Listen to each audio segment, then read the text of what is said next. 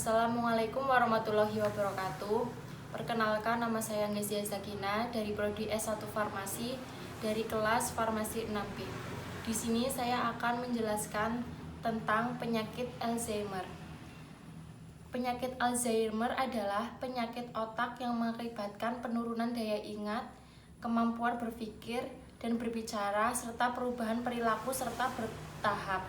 Kondisi ini banyak ditemukan pada orang-orang di atas 65 tahun.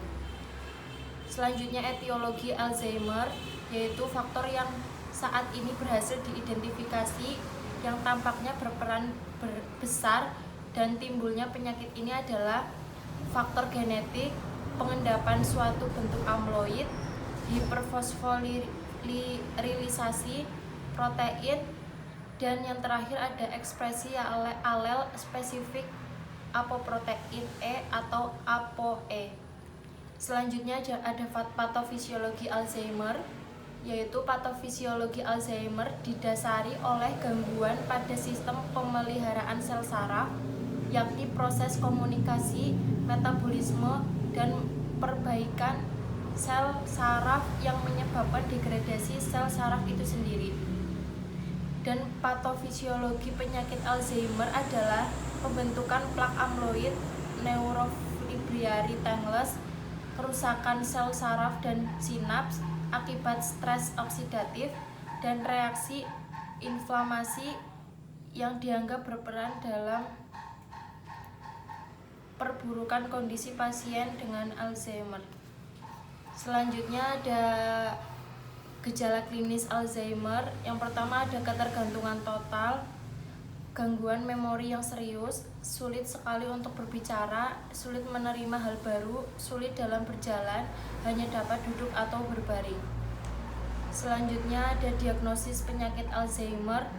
Pada tahap awal hanya dapat terdeteksi dari hasil pemeriksaan biomarker, namun pada tahap lanjut akan terjadi gangguan fungsi aktivitas sehari-hari dan dementia akibat Alzheimer. Diagnosis definitif Alzheimer adalah melalui autopsi otak pasien postmortem, yakni ditemukan plak amloid dan neurofibrillary tangles. Selanjutnya ada tujuan terapi dari Alzheimer adalah terapi ini terdiri dari stimulan kognitif yang bertujuan untuk meningkatkan daya ingat, kemampuan berkomunikasi, dan kemampuan dalam memecahkan masalah.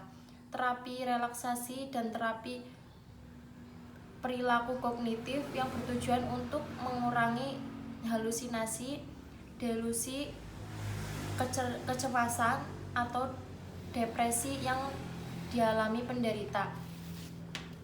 Selanjutnya ada farmakologi Alzheimer.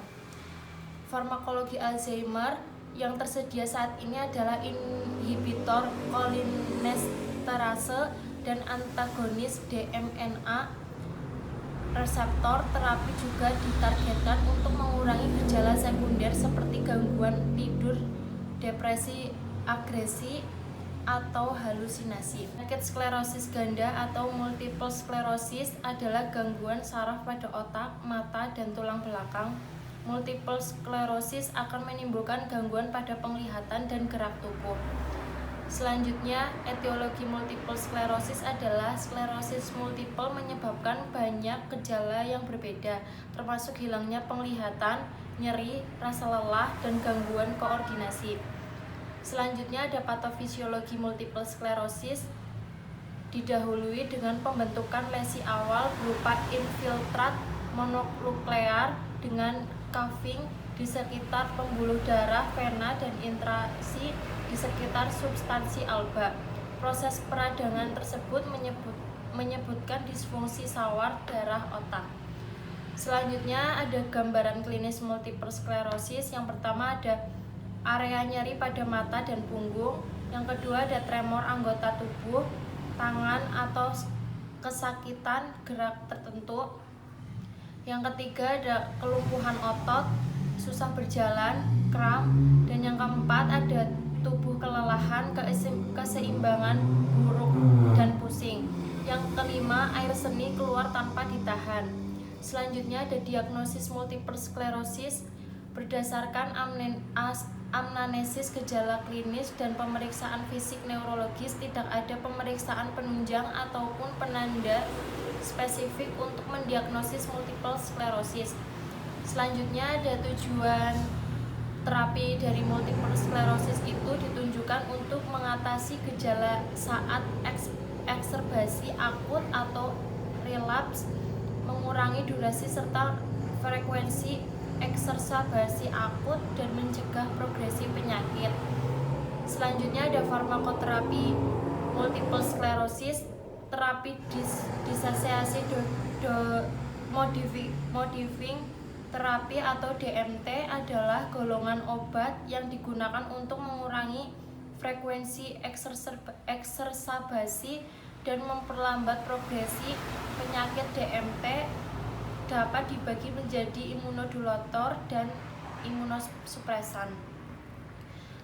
Dan yang terakhir ada evaluasi terapi multiple sklerosis. Biasanya pasien diberikan obat metilprednisolon untuk terapi multiple sklerosis, dan 1 hari setelah terapi didapatkan perbaikan pada tajam penglihatan dan sakit kepala dan nyeri pergerakan juga menghilang.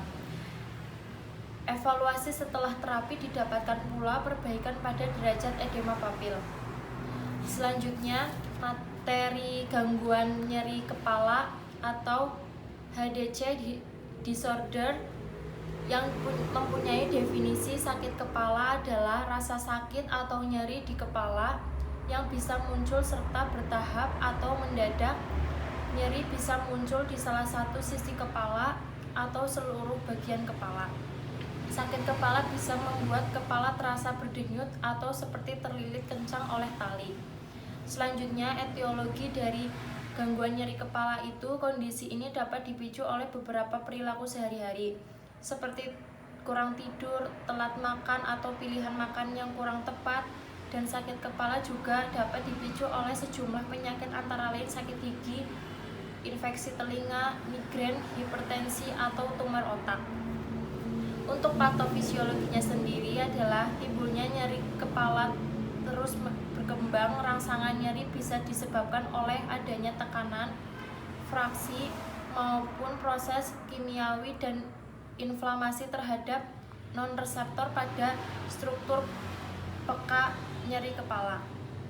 Selanjutnya ada gambaran klinis nyeri kepala. Yang pertama ada migrain, nyeri kepala tipe tegang, nyeri kepala beruntun, arteritis temporalis, neuralgia trigeminus idiopatik. Selanjutnya ada diagnosis gangguan nyeri kepala, yaitu tahap awal dapat dideteksi dengan cara dokter melakukan sejumlah pemeriksaan antara lain tes darah, pemeriksaan tekanan bola mata, dan elektroencephalogram. Tujuan terapi dari gangguan nyeri kepala sendiri itu untuk mengurangi frekuensi dan tingkat keparahan sakit kepala tegang, sakit kepala klaster, dan migrain. Dan untuk farmakoterapinya sendiri, terapi gangguan nyeri kepala saat ini dapat dicegah dengan penggunaan obat antiinflamasi non-steroid, obat penghambat beta, antagonis kalsium, obat anti kejang, obat antidepresan, dan kortikosteroid. Untuk evaluasi terapi gangguan nyeri kepala dapat menanyakan riwayat nyeri kepala, misalnya sejak kapan atau onset nyeri kepala dirasakan. Untuk evaluasi lokal nyeri kepala juga membantu menentukan penyebab nyeri kepala unilateral terus-menerus dan menjadi prediktor penyebab sekunder.